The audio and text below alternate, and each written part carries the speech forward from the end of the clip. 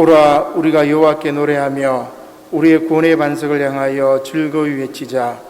우리가 감사함으로 그 앞에 나아가며 시를 지어 즐거이 그를 노래하자. 여호와는 크신 하나님이시요 모든 신들보다 크신 왕이시기 때문이로다. 아멘. 아멘.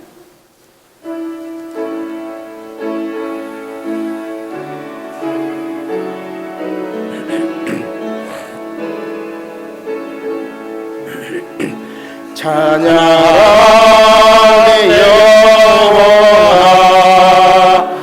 찬양하라 내 여호와.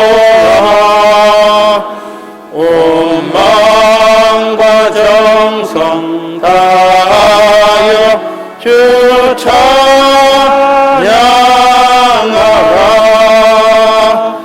경배하라 내 영혼아, 경배하라 여호와. 온 마음과 정성 다하여 주 경배하라.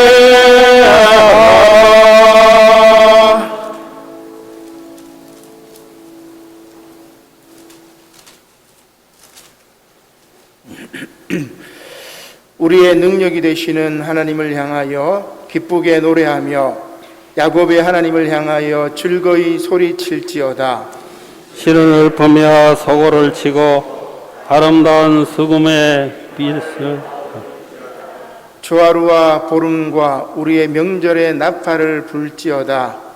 이는 이스라엘의 율례요 아담 하나님의 규례로다. 하나님이 애굽 땅을 치러 나가시던 때에 요셉의 족속 중에 이를 증거로 세우셨도다.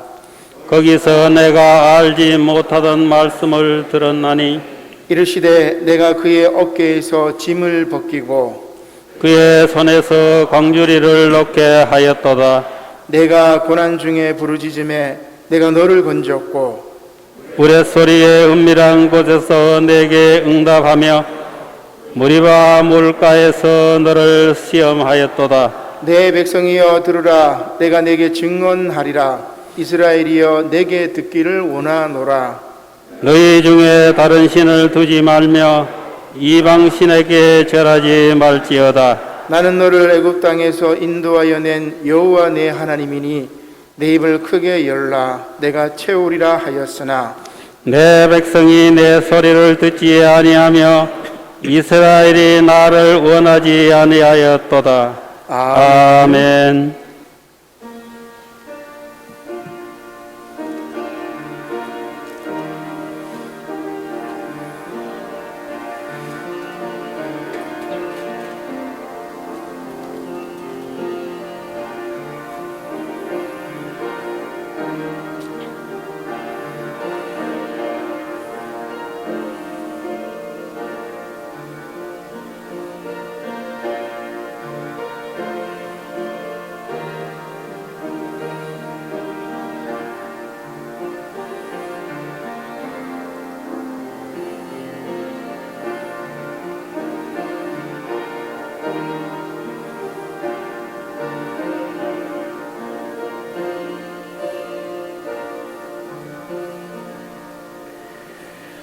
여호와께서 말씀하시되 오라 우리가 서로 변론하자.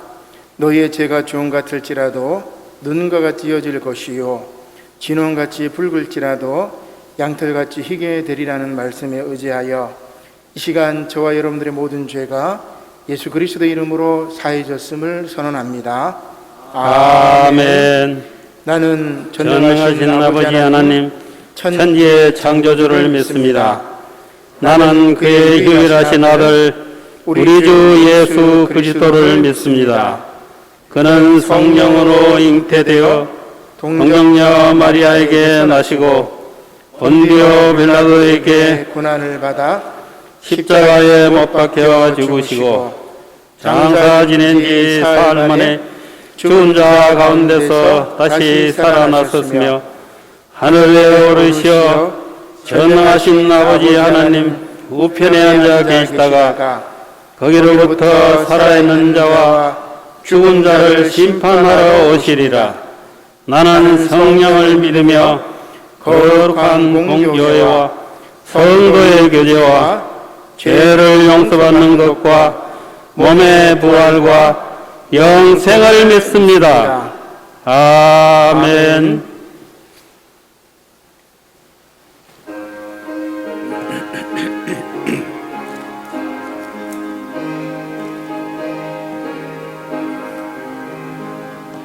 구주의 십자가 보혈로 죄 씻음 받기를 원하네. 내 죄를 씻으신 주 이름 찬송합시다. 찬송합시다.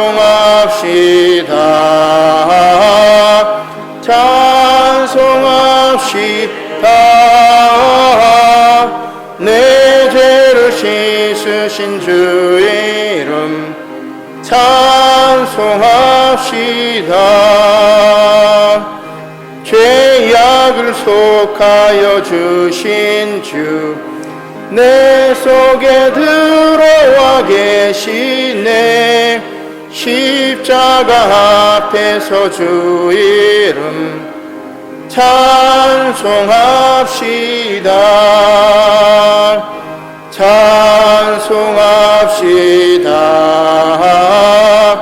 찬송합시다.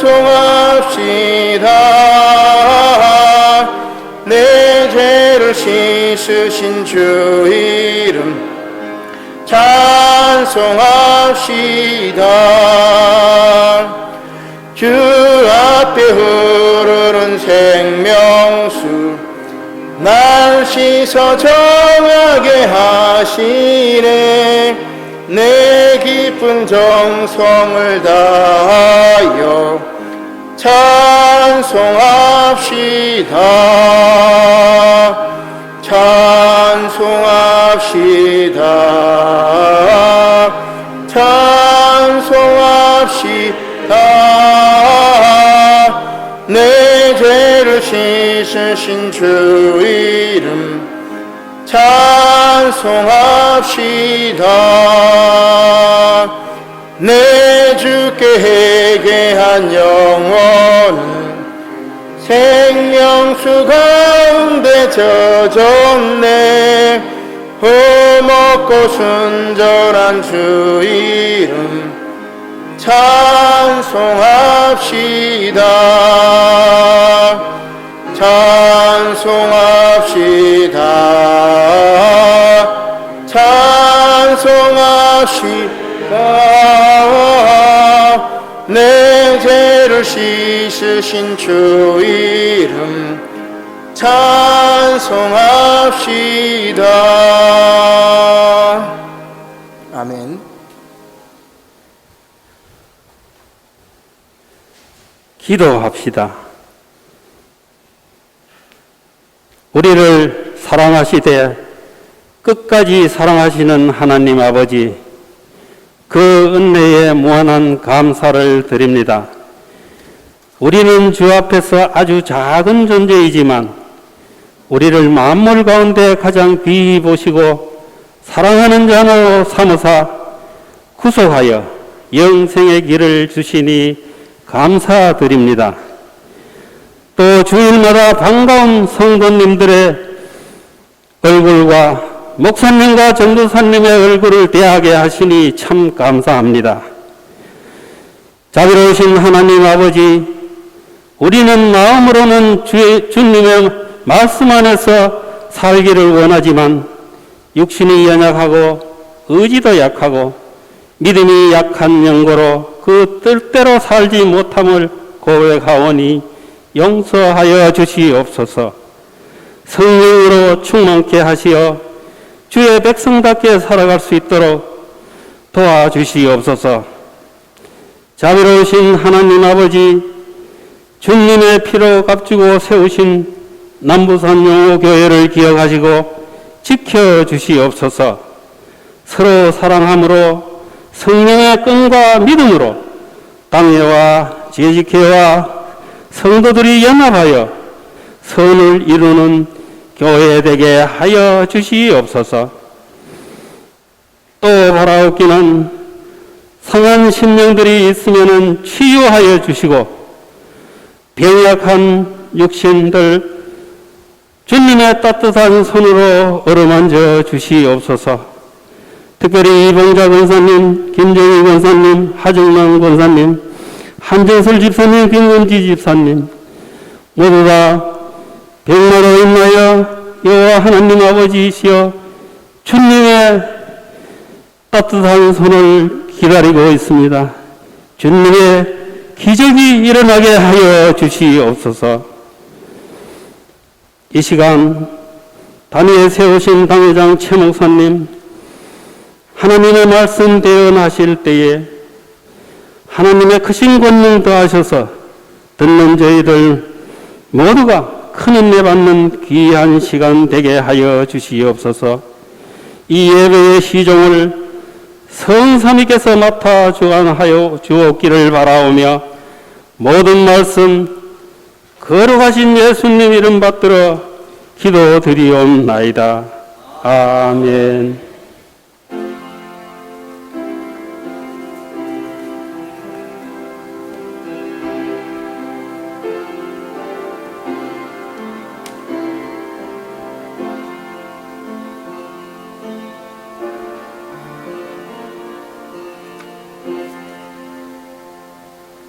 할렐루야. 네, 반갑습니다. 우리 옆에 분들과 말씀입니다. 2절입니다.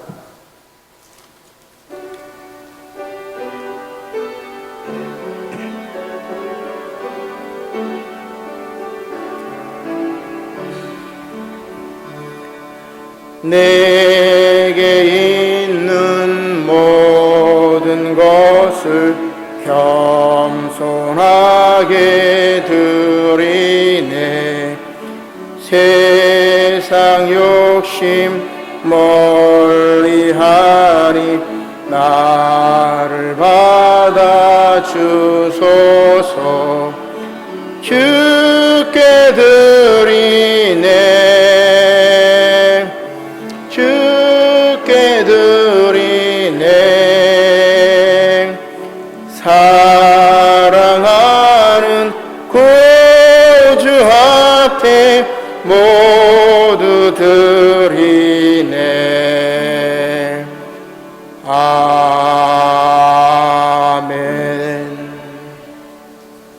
마가복음 10장 46절로 52절 말씀, 신약성경 92쪽입니다. 제가 봉독해 올리겠습니다.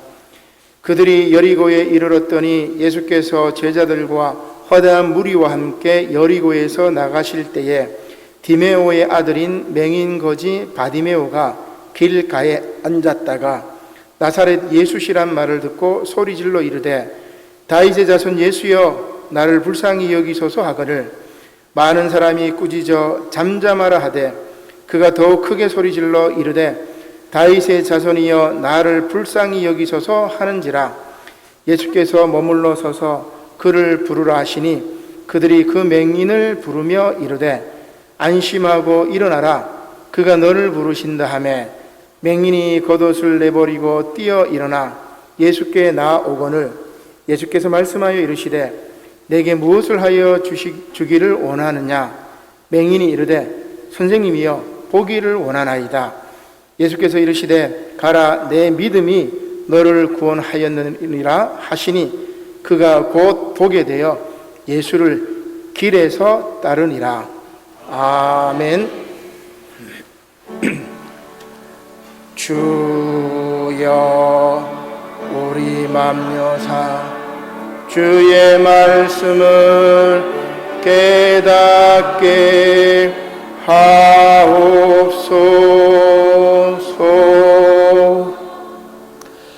오늘 말씀의 제목은 선생님이여 보기를 원하나이다 입니다.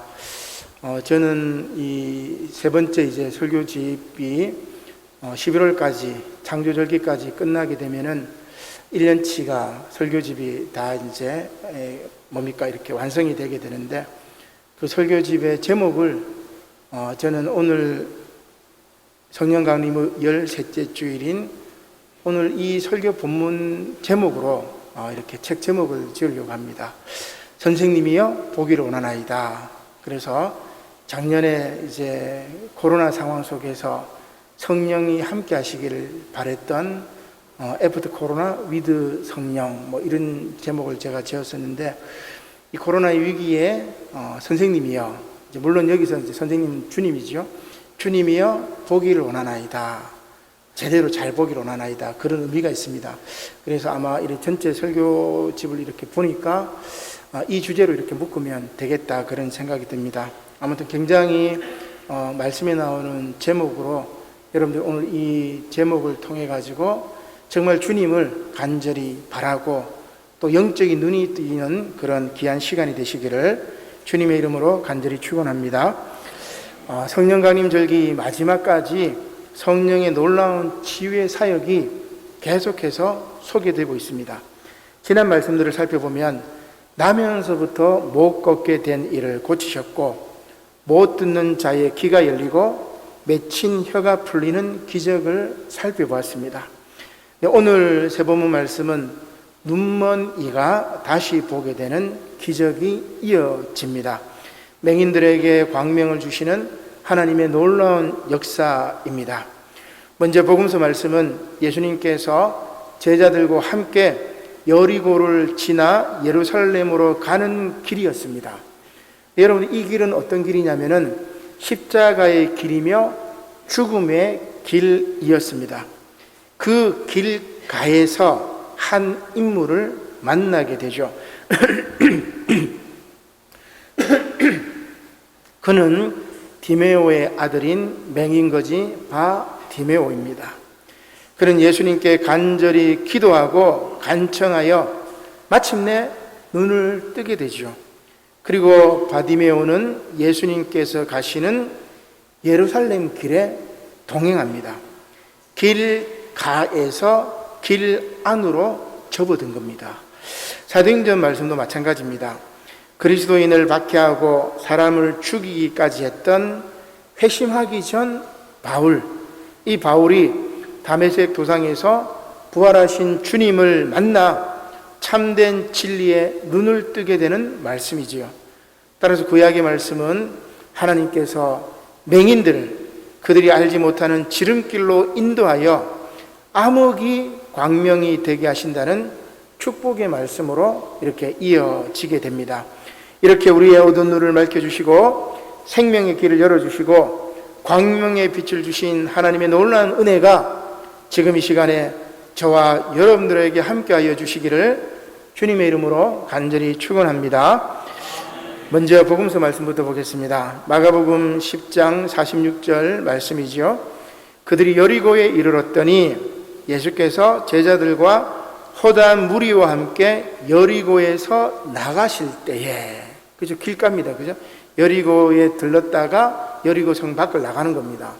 그래서 그 당시에는 폴리스 도시들이 있으면은 요 도시 바깥은 이제 광야나 사람이 살지 못하는 곳이겠죠. 뭐 길가라고도 이렇게 볼 수가 있겠습니다. 자, 여리고를 나가실 때 디메오의 아들인 맹인거지 바디메오가 길가에 앉았다가 나사렛 예수님이 지나가신다는 소리를 듣고 소리를 지릅니다. 사실 마을이 아닌 길가, 이 길가는 경계인의 자리입니다. 그리고 소외된 이들과 주변인들이 머무는 곳입니다. 지금식으로 얘기하면 어디겠습니까? 부산역 광장이라든지 지하철 역전이라든지, 그죠? 혹은 다리 밑이라든지, 갈 곳 없는 사람들이 뭡니까? 박스 들고 거기서 이제 잠을 청하는 그런 곳이 길가라고 이야기를 할 수가 있겠죠. 소외된 이들과 주변인들이 머무는 곳이 바로 길가입니다. 이러한 길가에서 바디메오가 소리를 지릅니다. 다윗의 자손 예수여, 나를 불쌍히 여기소서. 자, 그러자 사람들이 여러분 어떻게 합니까? 깜짝 놀랐습니다. 저는 마가복음 10장 48절이죠. 한 장 넘겨볼게요. 많은 사람이 꾸짖어 잠잠하라, 이렇게 사람들이 꾸짖습니다. 예수님께서 지나가시니 제발 좀 조용해라, 그죠? 예배 드리는데 뭐 갓난아이가 울고 어린아이가 막 돌아다니면 막 눈을 부라리면서 예배 드리는데 감히 막 떠드냐고 막 고래고래 소리 지르고 지금 사람들이 그 역할을 하고 있는 거예요. 놀랍지 않습니까? 이렇게 길가에 앉아있는 사람, 주변인, 거지 혹은 경계인의 자리에 있는 사람은 늘 우리 사회에서 조용하라고 대접을 받습니다. 대접이 아니죠. 취급을 받는 거죠. 뭔가 이렇게 액션을 취하고 데모를 하려고 하면은 조용하라고 하고 경찰들을 보내가지고 아주 원천 봉쇄를 하게 됩니다. 지난주 말씀처럼 자기 몫을 분배받지 못한 사람들이 자기 몫을 받도록 하는 것이 제가 정치라고 말씀드렸어요. 차별을 극복하는 하나님 나라의 모습은 먹고 마시고 듣고 보고 하는 이 모든 감각적인 것들을 골고루 나누는 평등 세상이라고 말씀드렸습니다. 그런데 사람들은 이렇게 자기 몫을 가지지 못한 사람들이 자기 몫을 달라고 외쳤을 때 뭐라고 이야기해요? 잠잠해라, 조용해라 이렇게 이야기합니다. 시끄럽다고 이야기를 합니다. 근데 중요한 것은 뭐예요? 이렇게 말했던 사람들이 누구냐면은 예수님을 따라왔던 사람들이, 예수님의 제자라고 했던 사람들이 그 얘기를 한 겁니다. 기가 막히죠. 예수님을 따르면서 예수님께서 하셨던 일의 의미를 전혀 모르고 있는 것입니다. 이것은 오늘날도 마찬가지입니다. 그러나 바디메오는 어떻게 해요? 더욱 크게 소리를 지릅니다. 마가복음 10장 48절 하반절 말씀부터 보면 한 장 넘겨볼까요?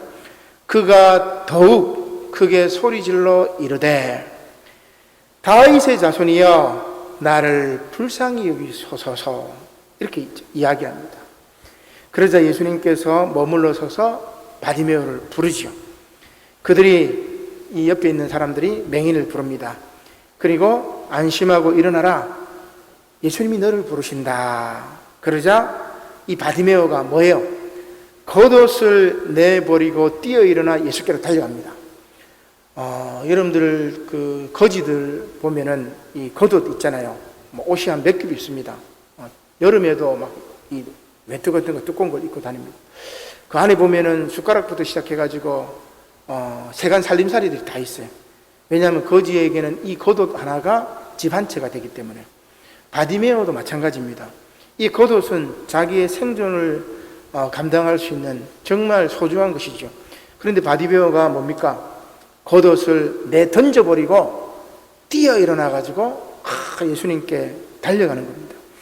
마침내 예수님은 바디메오를 불렀습니다. 바디메오는 자신의 모든 것인 겉옷을 내어버리고 뛰어 일어나 예수님께로 달려갑니다. 그리고 예수님께서 바디메오에게 이렇게 말씀하시죠. 마가복음 10장 51절입니다. 예수께서 말씀하여 이르시되 내가 무엇을 하여 주기를 원하느냐? 그러자 바디메오가 이렇게 얘기합니다. 선생님이요 보기를 원하나이다. 그러자 예수님께서 가라, 내 믿음이 너를 구원하였느니라. 그렇게 말씀하시죠. 그리고 바디메오가 곧 보게 되었습니다. 눈을 뜨게 된 거죠. 눈을 뜬 다음에 뭘 해요? 바디메오가 예수님을 길에서 따르니라. 원래 바디메오는 어디 있었어요?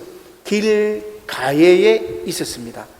제가 이제 원고에는 파라라는 헬라어 전치사를 쓰는데 길가, 그렇죠?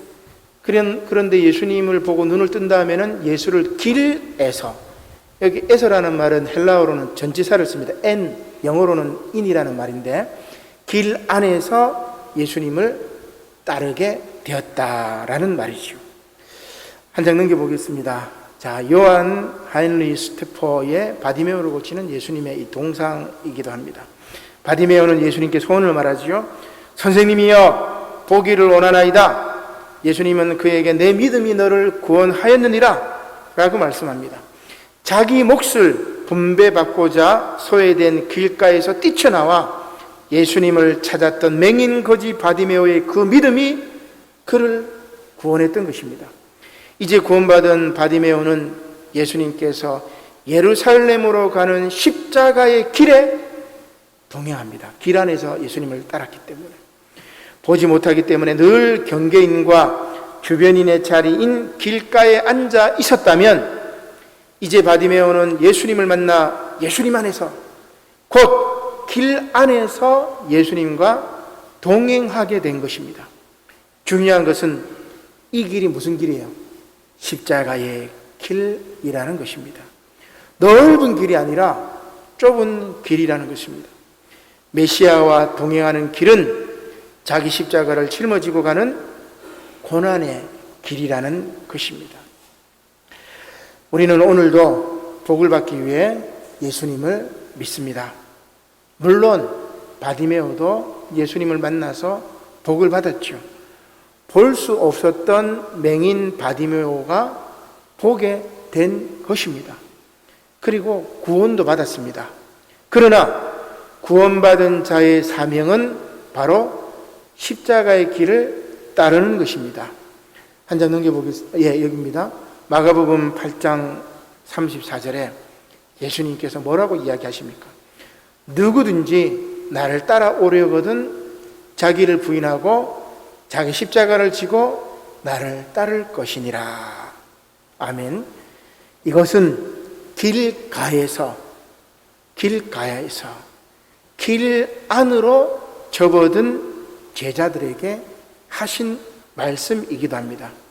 그리고 이것은 영적으로 길가에 있었던 바울이 다메섹으로 가는 길가에서 예수님을 만나고 길 안, 곧 예수님의 제자가 된 것과 같습니다. 그래서 우리가 이제 사도행전 말씀으로 이제 넘어가게 되는 거죠. 사도행전 말씀은 내용은 이렇습니다. 3차 전도 여행을 끝내고 이제 예루살렘으로 돌아온 바울이 이내 유대인들에게 붙잡혀가지고 로마의 천부장 앞에 끌려가게 됩니다.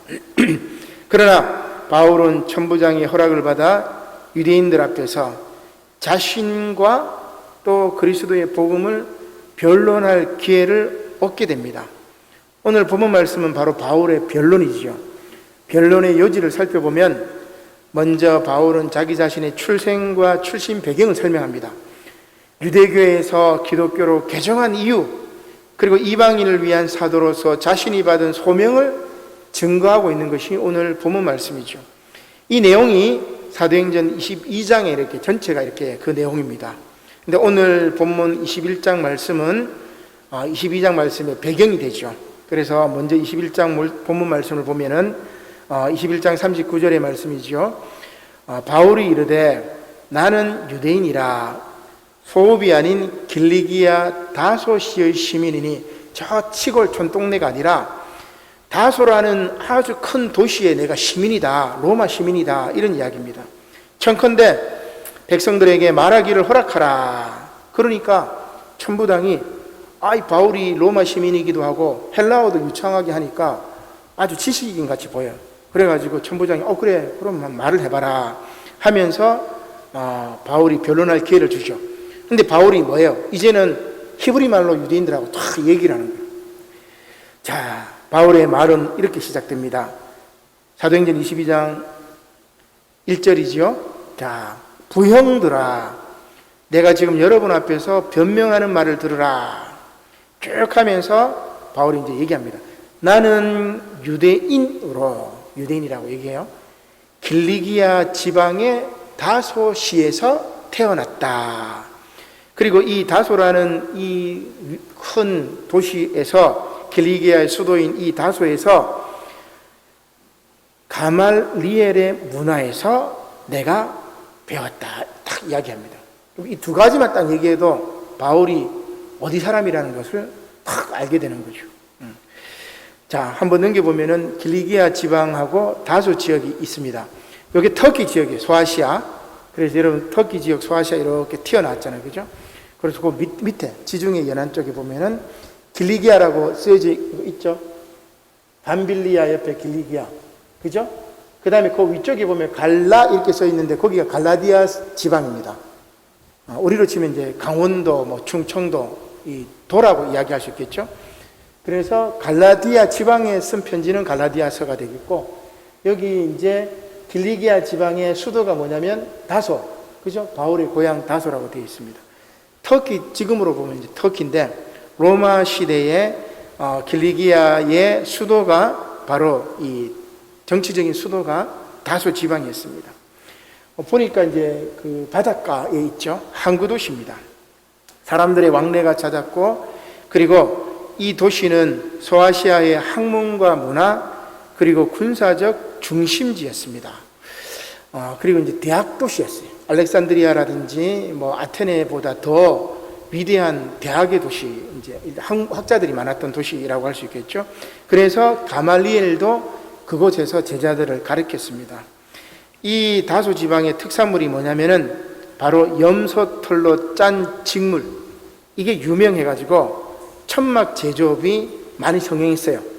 그래서 바울이 선교할 때 자비량으로 선교하잖아. 바울의 직업이 뭐였어요? 천막 제조업자입니다. 왜냐하면 이 다소에서 천막 제조가 흥행했기 때문에 그렇죠. 자, 바울의 스승인 가말리엘은 누굽니까? 가말리엘의 뜻은 하나님의 상급이라는 이름의 뜻이 있습니다. 이스라엘 사람들이 가장 탁월한 이 랍비에게 7명에게 부여하는 이름이 있는데, 그게 뭐냐면 라반이라고. 라반이라는 말은 최고로 우수한 랍비. 그 7명 랍비 가운데 제일 처음 라반이라는 이름을 가진 사람이 누구냐면 바로 이 가말리엘이라고 이야기를 할 수가 있습니다. 이 가말리엘의 아버지가 이제 시몬이죠. 아기 예수님을 안고 축복했던 그 인물입니다. 중후한 학자적인 인품과 덕망을 갖춘 당시 유대교의 정신적 지도자였고 1000명의 문화생을 배출했습니다. 그 가말리엘 문화 가운데 바울과 함께 1차 전도 여행을 떠났던 바나바도 그렇고 디모데도 이 가말리엘 문화 중에 한 명이었죠. 그래서 옛날에 이제 제가 그 원고에는 뭐 태계학파, 율곡학파, 기호학파, 영락학파 뭐 이렇게 썼는데 그 당시에는 이제 그런 학파들이 있었단 말이에요. 그 힐렐 학파의 가장 뛰어난 랍비가 바로 이 가말리엘이죠. 자, 바울이 자기 출신과 자기 학문 배경을 딱 이야기하니까 사람들이 딱 지금으로 치면 뭐예요? 야, 나는 서울 출신이고 서울대 졸업했어, 뭐 이런 겁니다. 그러니까 사람들이 막 놀라서 이제 보는 거죠. 사도행전 22장 4절 말씀입니다. 자, 그러면서 바울이 이런 이야기합니다. 내가 이 돌을, 기독교입니다, 박해하여 사람을 죽이기까지 하고 남녀를 결박하여 옥에 넘겼노니 이에 대제사장과 모든 장로들이 내 증인이라. 자, 잘 보세요, 여러분. 굉장히 중요합니다. 또 내가 그들에게, 누굽니까? 대제사장과 장로들에게 가서 뭘 하죠? 다메섹 형제들에게 가는 공문을 받아 가지고 거기 있는 자들도 결박하여 예루살렘으로 끌어다가 형벌받게 하려고 가더니. 그러니까 예루살렘에서는 유대교인들이 기독교인들을 탄압하고 막 박해를 했죠. 누구를 죽여버렸습니다. 스데반 집사님을 죽여버렸잖아요. 근데 다메섹은 좀 위쪽에 있는 도시입니다. 시리아의 수도가 다메섹이니까. 근데 그 다메섹에 가려면은 공문을 가지고 거기 있는 유대인들을 잡아올 수 있는 권한이 있어야 돼요. 이방 도시이기 때문에. 그래서 다메섹으로 가는 도중이라고 이야기를 합니다. 자, 이 도는 그리스도교를 말하죠. 바울은 예수 믿는 사람들을 잡아 죽일 수 있는 권한을 대제사장들과 백성들의 장로에게 부여받았습니다. 요즘 말로 하면 뭐예요? 제가 이게 정확한 것 같아요. 요즘 말로 하면은 공안검사입니다. 공안검사. 대제사장으로부터 체포할 권한을 딱 부여받았잖아요. 여러분, 공안이라는 말은 뭐 옛날 분들은 많이 들어보셨을 거예요. 공안이라는 말은 줄임말이죠. 공공의 안전을 공안이라고 이야기합니다. 공안검사들, 여러분 공안검사들 뭐 많이 제가 나중에 얘기할 텐데 많이 알 겁니다. 2000년대 이전만 해도 이 공안검사들이 노동사건이라든지 학생운동을 공안사건으로 몰아갑니다. 그래서 뭐 대학교 안에 학내 운동권들 해가 뭐 공안사건으로 막 잡아들이고 노동자들 막 잡아들이고 했던 것이 바로 이 공안검사들이죠. 7, 80년대 공안사건과 대공사건을 해결했던 이들이 공안검사입니다. 대공사건은 여러분 뭐냐면 대공산당, 그러니까 공산주의에 대해서 그런 이념을 펼치는 사람들을 잡아들이는 거죠. 국가보안법 같은 경우, 그 다음에 내란 사건이라든지 이적단체 구성이라든지 이런 것들을 잡아내는 것을 대공사건이라고 얘기해요. 그래서 공안검사는 공공의 안정을 위해서 그 다음에 대공사건을 딱 다루기 때문에 대검찰청의 공안부 검사들은 엘리트 중 엘리트만 가는 초특급 부서였습니다. 지금 대한민국의 검사들이 한 2,000명 정도 되는데 여러분 최고의 엘리트예요. 그죠? 이 사람들은 대한민국에서 지적으로라든지 조직적으로라든지 법적 권한으로는 최고입니다. 제가 볼 때 뭐 대통령 위에 있는 분들이 바로 이 검사들인데, 이 공안 검사였던 바울이 지금 예수님 믿는 사람들을 잡아 죽이려고 다메섹으로 가는 그 길에서 공문을 딱 갖고 가는 겁니다. 현재까지도 대공, 선거, 노동 사건을 맡은 공안통은 이 검사들에 보면 기획통이 있고 그 다음에 특수통이 있어요. 그죠? 이 세 공안통, 기획통, 특수통이 함께 검찰을 떠받드는 이 세 기둥이라고 할 수 있습니다. 여러분 뭐 아시겠지만은 참여정부에서는 노동과 학원을 담당해서 대공사건, 가첨사건으로 몰아갔던 공안 3가를 폐지를 해버려요. 근데 다시 이명박 정부 시절에는 다시 공안 3가를 부활시켜버리죠. 그리고 박근혜 정부 때는 공안검사 출신들이 전국을 주도했습니다. 여러분 잘 아시는 누구죠? 우리 한교안 본부 장관, 김기춘 비서실장, 우병우 민정비서관들이 바로 공안검사 출신이었어요. 그래서 우리 사회가 옛날로 막 돌아가 버렸던 그때가 있었죠. 아무튼 출세를 위해 앞뒤 가리지 않고 공안몰이에 매진했던 바울이 다메섹으로 가서 다메섹에 있는 예수 믿는 자들을 잡아서 예루살렘으로 끌고 오려고 유대교 대제사장의 공문을 받아서 가는 중이었습니다. 사도행전 22장 6절 말씀이지요. 넘겨보겠습니다. 가는 중 다메섹 가까이 갔을 때 오정쯤 되어 홀련히 하늘로부터 큰 빛이 나를 둘러 비치매 내가 땅에 엎드러져 들으니 소리 있어 이르되 사울아 사울아 왜 네가 나를 박해하느냐. 그죠? 저는 이 말씀을 이렇게 생각하면서 우리나라 검사들 뭐 다 그렇진 않겠지만 한 2,000명들, 이 2,000명의 검사가 예수 믿고 정말 제대로 예수 믿고 변화되면은 우리나라가 확 바뀌지 않을까 그런 생각이 듭니다. 다 바울처럼 회개하고 정신 차리고 이렇게 해야 되지 않을까 그런 생각을 하게 되죠. 자, 그렇게 묻자 예수님께서 말씀하십니다. 나는 네가 박해하는 나사렛 예수시라. 네가 박해하는, 그죠?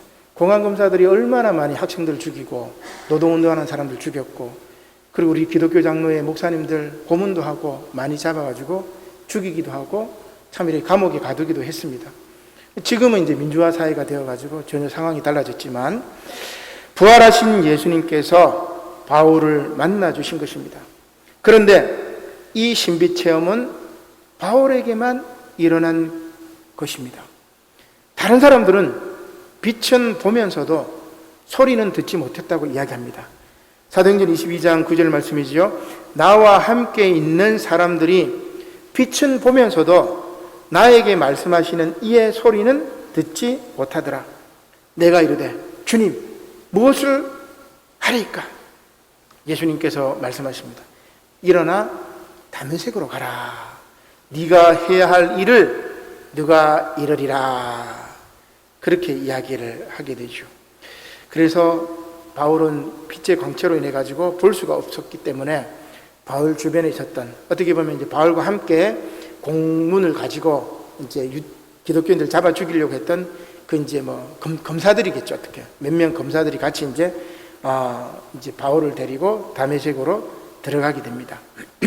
한 장 넘겨보겠습니다. 니콜라스 베르나르 레피시에의 말에서 떨어지는 바울이라는 그림인데, 눈이 있어도 진리를 보지 못한 바울이 이제 다시 눈을 뜨기 위해 보지 못하게 되었어요. 그리고 주님께서는 다메섹으로 가서 바울이 할 일을 가르쳐 줄 사람을 만나라고 합니다. 그 사람이 누구예요? 오늘 우리 본문에 보니까 아나니아였습니다. 아나니아는 다메섹에 형성된 이 그리스도교 공동체에서 매우 중요한 인물입니다. 예루살렘에도 교회가 있었지만 오순절 마가의 다락방에서 성령이 임하시고 그때 지중해 전역에 와서 왔던 유대인들이 베드로의 설교를 듣고 회개하고 세례를 받고 기독교인이 된 다음에 다시 자기 고향으로 갔어요. 거기에서 교회를 만든 겁니다.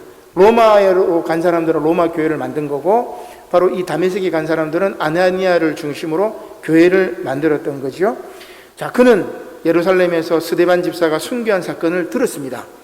그리고 이 스데반을 죽였던 그 순교의 사건이, 그 박해의 사건이 다메섹으로 향하여 오고 있음을 느낀 거예요. 그리고 그 선두에 누가 있었어요? 공안검사 바울이 있었단 말이에요. 옛날로 치면 막 간첩들 잡으려고, 운동권들 잡으려고 막 검찰이나 백골단이 막 그런 거겠죠. 그런 느낌으로 아나니아가 야, 큰일 났구나 그렇게 생각합니다. 바울의 이름을 알고 있었습니다. 잊을 수 없는 이름입니다. 그런데 어느 날 아나니아가 환상 가운데 주님의 음성을 듣습니다. 아나니아야, 너에게 한 사람이 찾아올 건데 그는 내가 택한 사람이니 그에게 세례를 베풀고 그를 예수의 일꾼으로 삼아라. 그런 이야기를 듣는 거예요. 놀랍죠? 자신들을 잡아 죽이려는 바울을 만나라는 주님의 명령을 아나니아는 이해할 수가 없었습니다. 주님의 말씀을 회피하고 싶었습니다. 그래서 아나니아는 바울에 대해 들은 소문을 주님께 이야기합니다. 그러나 주님은 뭐라고 이야기하십니까? 바울을 나의 택한 그릇이라고 말씀하시면서 아나니아를 제쳐갑니다. 따라서 아나니아는 주님의 말씀에 순종하죠. 놀라운 말씀입니다. 주님은 당신을 회방하고 당신을 따르는 이들을 핍박하고 죽이는 데 앞장선 바울을 당신의 일꾼으로 삼으신 거예요. 놀랍지 않습니까? 박해자인 바울에게서 충성스러운 전도자의 모습을 본 것입니다. 결국 아나니아는 바울에게 사명을 줍니다. 그리고 바울의 눈을 뜨게 하고 또 바울에게 세례를 베풀지요. 우리 사도행전 22장 12절 말씀입니다. 율법에 따라 경건한 사람으로 거기 사는 모든 유대인들에게 칭찬을 듣는 아나니아가 바울에게 가서 이야기합니다. 형제 사울아, 다시 보라 하거늘 즉시 그를 쳐다봤노라. 또 아나니아가 이야기합니다. 우리 조상들의 하나님이 너를 택하여 너로 하여금 자기 뜻을 알게 하시며 그 의인을 보게 하시고 그 입에서 나오는 음성을 듣게 하셨으니 내가 그를 위하여 모든 사람 앞에서 내가 보고 들은 것에 증인이 되리라. 이제는 왜 주저하느냐? 일어나 주의 이름을 불러 세례를 받고 너의 죄를 씻으라. 그렇게 이야기합니다. 한번 넘겨보면은 이 피에트로 고르토나의 바울에게 안수하는 아나니아 이 그림입니다. 자, 이렇게 예수의 이름을 부르고 세례를 받고 죄를 씻은 바울은 이제 이방인의 사도로 땅끝까지 복음 전도의 사명을 감당하게 되는 거죠. 이게 바울이 사울에서 바울로 거듭났던 다메섹 길가에서 있었던 일입니다. 이 놀라운 신비체험과 소명 그리고 변화는 비록 바울에게만 국한된 것이 아닙니다. 오늘 저와 여러분들에게도 가능합니다.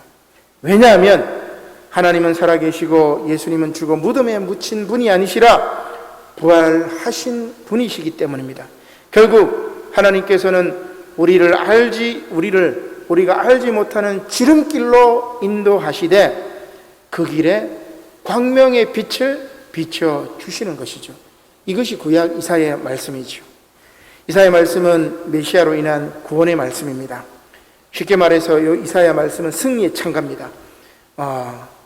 말씀을 한번 보겠습니다. 이사야 42장 14절 말씀이죠. 이 승리의 창가는 이 두 가지로 얘기를 할 수가 있는데, 하나는 심판에 대한 이야기입니다. 하나님의 구원은 늘 심판과 구원, 이 두 가지가 같이 묶여요. 하나님은 정의의 하나님, 사랑의 하나님 같이 묶인단 말입니다. 그래서 오늘 구약의 본문은 이 두 가지를 같이 얘기합니다. 먼저 심판에 대한 이야기죠. 이사야 42장 14절 말씀에 내가 오랫동안 조용하며 잠잠하고 참았으나 내가 해산하는 여인같이 부르짖으리니 이제 내가 참았지만은 참지 않겠다. 심판하겠다. 이 말입니다. 숨이 차서 심히 헐떡일 것이라. 내가 산들과 언덕들을 황폐하게 하며 그 모든 초목들을 마르게 하며 강들이 섬이 되게 하며 못들을 마르게 할 것이다. 하나님이 심판을 선언했어요. 그리고 그 심판 가운데 뭐죠? 구원의 길을 또한 예비하십니다. 이게 이제 14장 16절 말씀이죠. 자, 오늘 핵심이 되는 말씀이 이어집니다. 42장 16절 말씀, 내가 맹인들을 그들이 알지 못하는 길로 이끌며 그들이 알지 못하는 지름길로 인도하며 암흑이 그 앞에서 광명이 되게 하며 구분대를 곱게 할 것이라. 내가 이 일을 행하여 그들을 버리지 아니하리니. 놀라운 말씀이죠. 사랑하는 성도 여러분, 이렇게 하나님은 심판과 구원의 모습으로 우리에게 다가오는 것입니다. 길 가에 있는 자들을 길 안으로 오게 하시고 핍박자를 회개시켜 죄를 사해 주시고 당신의 일꾼으로 삼으시는 거예요. 그 음성을 들어야 돼요. 그저 계속 길가에만 머물러 있지 말고 핍박자의 자리에만 머물러 있지 말고 주님의 음성을 듣고 내가 가진 이 겉옷을 탁 던져버리고 예수님을 향해서 뛰어나가야 되는 거죠. 바울과 같이 공안검사로 사람 죽이는 그 일에만 머물러 있지 말고 집어던지고 핍박자에서 박해받는 자로 살아가야 하는 것입니다. 따라서 우리는 인생길을 가는 동안 우리의 삶과 소명의 본질을 잊어버리고 길가에 서 있지 말아야 합니다. 예수님을 통해 삶의 의미와 사명을 깨달았을 때는 크게 소리를 지르며 예수님께 달려가야 합니다. 바디메오처럼 선생님이여 보기를 원하나이다. 그죠? 그렇게 외쳐야 됩니다. 그리고 모든 것을 던져버리고 오직 예수님만 바라보고 따를 때 지금까지 보이지 않았던 영적인 눈을 뜨게 되고 새로운 것을 볼 수가 있습니다. 여러분, 그것을 보시길 바랍니다. 내 눈이 감겨가지고 지금 인간적인 것, 계산적인 것, 세상적인 것만 이렇게 보이면 얼마나 그 영혼이 불쌍해요. 예수님을 믿고 영적인 눈이 뜨여져 가지고 사명을 깨닫고 정말 하나님이 나에게 주신 사명을 깨닫고 내 삶이 변화되고 그리고 나의 언어가 바뀌고 그죠? 나의 행동이 바뀌고 그렇게 세상을 변화시킬 수 있는 참된 제자의 삶을 살아야 하는 것입니다. 이렇게 새로운 삶을 살아가야 합니다. 바디메오가 그랬습니다. 그리고 사도 바울도 그랬죠. 그리고 부족하지만 저도 예수님을 만나서 인생이 바뀌었습니다. 이제 여러분들도 그러하시기를 주님의 이름으로 간절히 축원합니다. 아멘. 기도드리겠습니다. 고마우신 하나님, 감사를 드립니다. 예수님을 만나 바디메오가 인생이 바뀐 것처럼 사도 바울이 인생이 바뀐 것처럼 주님, 저의 인생이 바뀐 것처럼 오늘 우리 성도님들의 인생이 바뀌게 하시고 이제 세상을 향해 달려갔지만 다시 주님을 향하여 달려갈 수 있는 참다운 제자의 삶을 살아갈 수 있도록 주님, 저희들에게 지혜를 허락하여 주시옵소서. 감사를 드리며 예수님의 이름으로 기도드립니다. 아멘. 다 함께 자리에서 일어나시어 찬송가 185장 1절만 부르시겠습니다.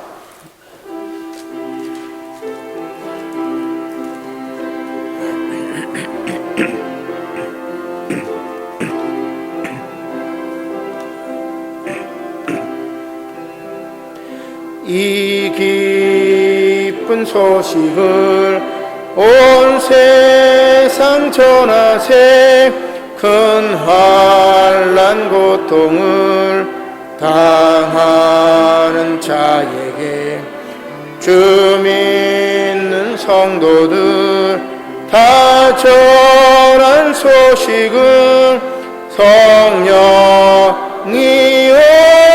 오셨네 성령이 오셨네 성령이 오셨네 내 주님 보내심 성령이 오셨네 이 기쁜 소식을 온 세상 전하세 성령이 오셨네.